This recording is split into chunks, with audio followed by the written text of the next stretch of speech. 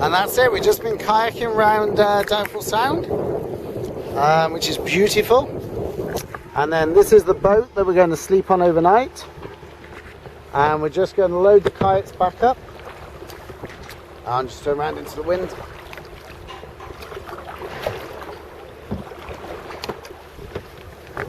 And today's been stunning. I know I use the word a lot, but the scenery here is amazing.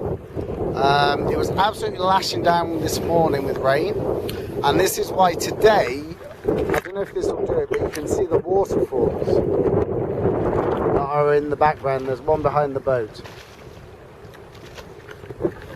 And we'll keep on the boat tonight, and then we have we'll go out to sea in the morning, and there's lots of seals, lots of wildlife. We've seen dolphins today, we've seen seals, we've seen penguins. Absolutely amazing, and the scale of these things is awesome.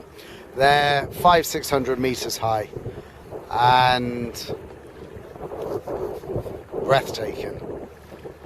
Right, I'm going to go line up and we'll take the kayaks in.